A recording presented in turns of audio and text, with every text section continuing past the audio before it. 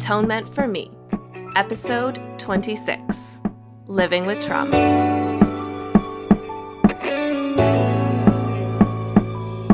Hey Magical Misfits, it's Kaidain Ivy, and welcome back to Atonement for Me.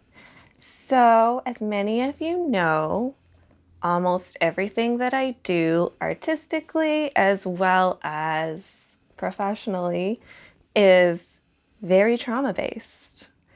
And living with trauma is something that a lot of people can understand, but it's really difficult to find a voice for, to describe it for people who don't understand, because it changes you. It changes the way you think. It changes how you react to things, how you prioritize things, how you feel about things. It's not something that as soon as you are removed from that scenario will go away. And all of the training that your mind is going through in dealing with those scenarios, that's not going to go away. That's not something that you just erase from your system, from your mind. And it's not always the classic battlefield PTSD, screaming and crying and not being able to function. Sure, there's definitely that. I've definitely been there. But there are other ways of living with trauma that you don't necessarily see. I am medicated. It's definitely one of the things that I have struggled with for the majority of my adult life. And without that, I would not have been able to find a journey for healing, because I couldn't think straight. When things got super, super bad for me, I could just cry. That was it. I could cry. And trying to find coping mechanisms or any kind of life strategy from that scenario is damn near impossible. There's no words for it. What do you do? Your brain has shut down in order to protect you. There are so many things about life with abuse that I do not remember, or that do come back at the most inconvenient times. It's like grief. You'll just be hit a wall and suddenly everything just kind of crumbles around you. I remember after being abused and financial insecurities, home insecurities, food insecurities, a couple of my friends took me to the grocery store just to pick up a couple things. And I stood in the middle of the grocery store and I just started shaking and crying. And I didn't know how to grocery shop for myself. I knew how. Like, I'm an adult. I'm not just going to forget how to do that.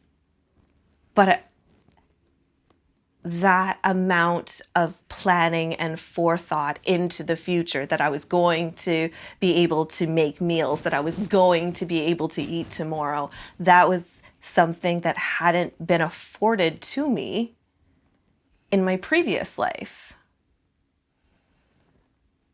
And that's something that had been so foremost in my mind that I might never get to see tomorrow.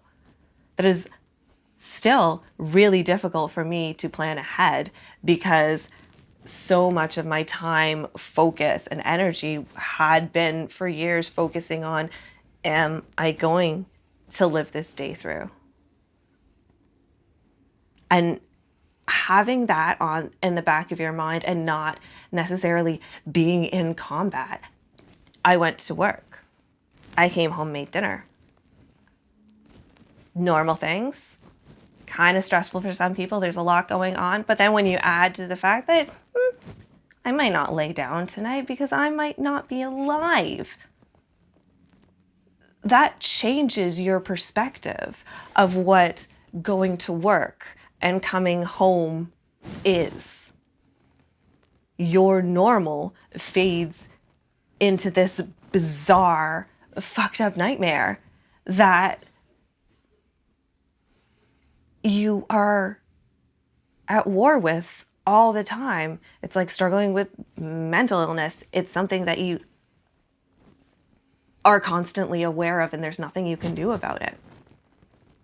And I find myself being able to be removed from that situation and being able to learn healthy coping mechanisms and strategies, and having healthy people, caring people around me who have been able to give me the foundation that I need to be able to stand up again and continue going. But I still see little habits of mine from previous that will sneak up at me, and I know where they're coming from. So it's very difficult for me to break them, even though I know that I'm not necessarily in an unsecure environment. So right after I moved, I'm in a new house, I'm in new surroundings, there's new smells, there's new sounds. I'm very, very unsettled. And I know for myself, I act like an animal would act, and I'm super, super anxious and need to kind of nest and get some kind of semblance of normalcy. I'll stay to a really, really strict schedule so I kind of know what's going on, but I don't eat. Or I'm uncomfortable eating, or I'll forget to eat. But it's very, very difficult for me when I'm really, really stressed to eat. And I know that comes from a place where there was a lot of food insecurity, and there was punishments attached to food, and those kind of things are still in my mind, even though I know now that that is not normal. Those are not behaviors that I want to further. But it took a long time to even recognize those behaviors, because that mindset, when you're in those traumatic experiences, that is also a prison, because you cannot imagine life outside of that. What is that? People say, oh, I'd love to be free. I want that freedom. What is that? If you haven't had it, if you haven't experienced it, even if you have, because you've been in that situation and you've been worn down for so long, and you don't think highly of yourself at all because you've just been so destroyed, that follows you. And sometimes it'll be just random tears.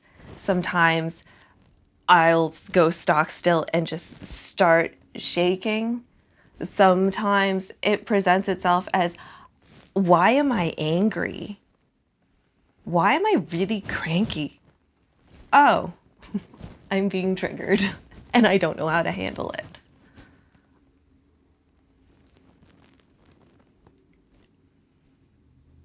I know some of the things that I do seem silly or odd or at times self-destructive.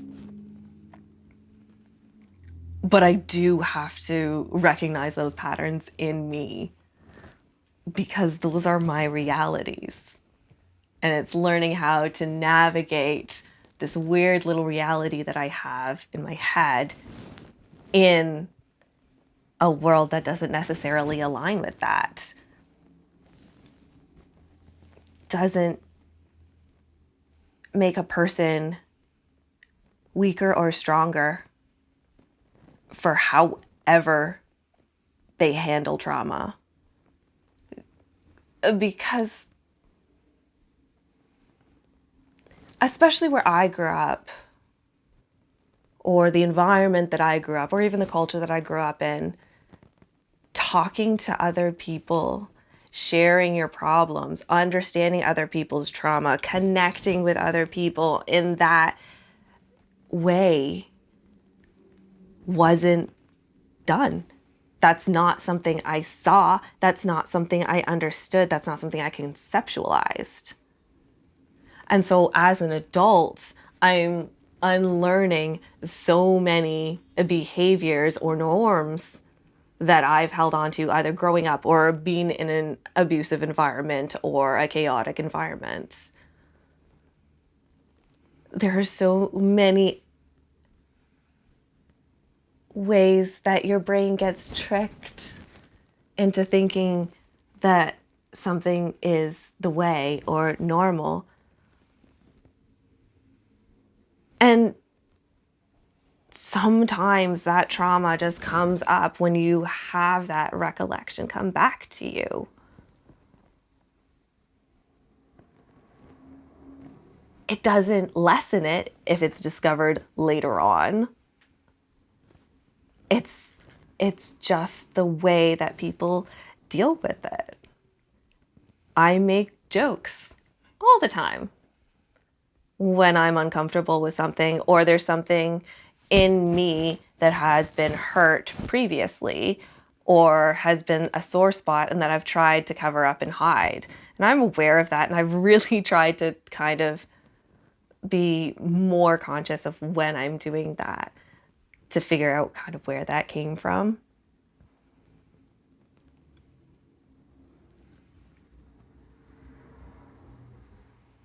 But there's just little things that I need to relearn. And that's the thing about life after trauma. There's no way about it. You have to pick up and keep going. Like, there's just, that is your only option. But how are you going to go about that? How are you going to live your life based on that? And I talk about things in a very blunt and matter-of-fact way. It's because that's how I have been able to cope with and understand and be at peace with. I was raped. I was tortured. I was held against my will. I was beat. Those things are things that happened in my life but do not define my life. And that is the difference between living with your trauma and just being traumatized. And that's just the tea.